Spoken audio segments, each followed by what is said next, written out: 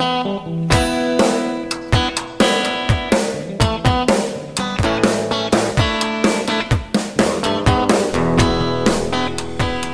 guys, welcome back to step 9 and step 10 of the short sale process in this elective class. Step 9 of the short sale process is negotiating with the loss mitigator.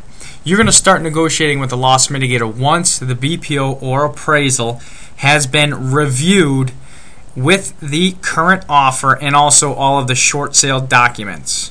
The loss mitigator will do one of three things. They're either going to accept it, they're either going to decline it, or they're going to counter your offer. Alright, now if they accept your offer, what you're going to do is obviously you're going to start preparing to close, which we'll go over in the next step. If they outright decline the offer, what you're going to need to do is you're going to need to launch another attack. You're going to need some extra information to back up your case, whether it's pictures, repair estimates, crime reports, log of showings, or a listing history. You're going to need to push your case, and also you're going to need to find out why they outright declined your offer. Okay, whether the appraisal came back extremely too high, or whether the BPO came back too high. Some cases you may have to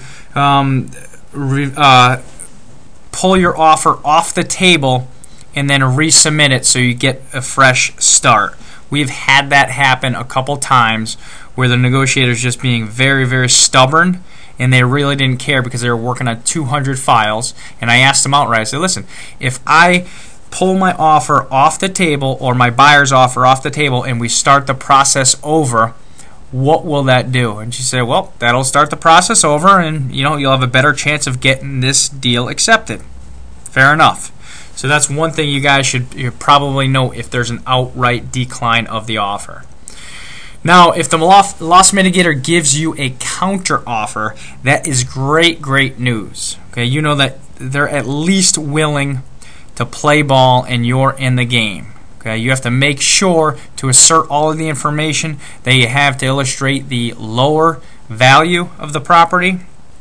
All right, a note here too, a good note to follow is, as you're negotiating, you have to remain aware of what your end buyer's offer is, so you know exactly how much room you have to negotiate. Meaning, what that does mean is that you're gonna find out exactly what your end buyer would be willing to go to. For instance, in our office, if a bank counters, let's say, for example, if the bank counters at $200,000 and our buyer is willing to pay $195,000, but their initial offer was $185,000. Now we know that we have $10,000 to move.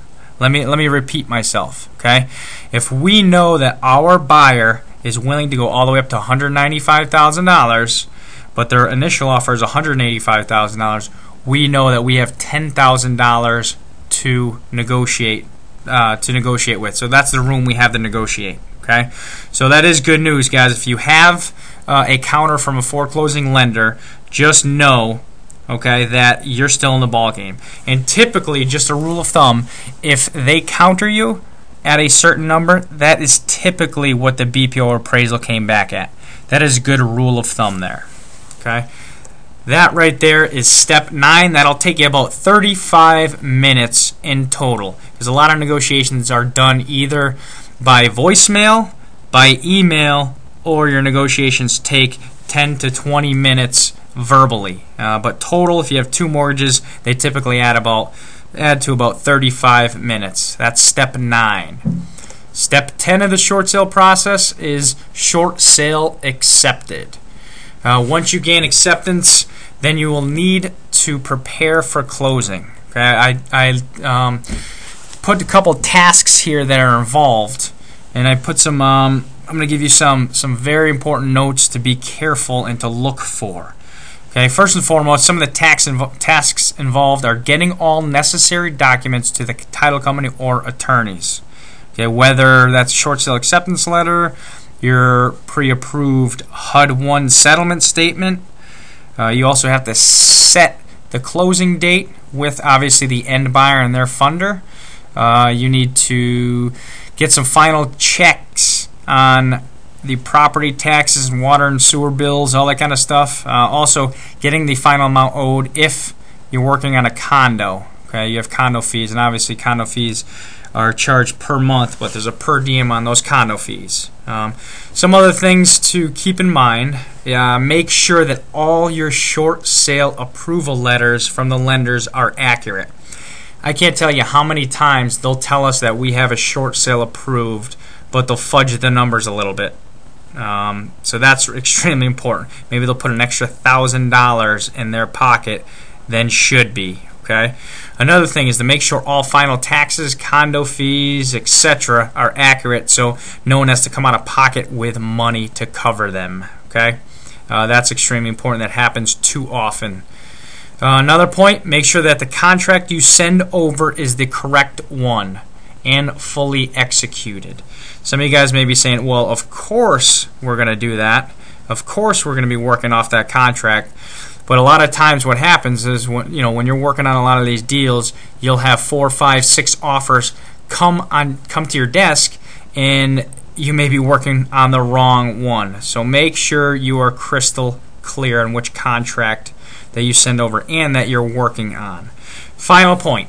Make sure that you include a copy of your approved HUD-1 with any additional agreements required. Okay, if there's any addendums, like ASC requires extra addendums to be signed, make sure all of those are signed and sent over to the closing attorney or title company. How much time does step 10 take? 35 minutes.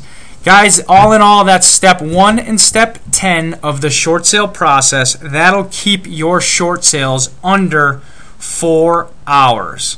So guys, thanks for joining me on this elective, and you guys, good luck.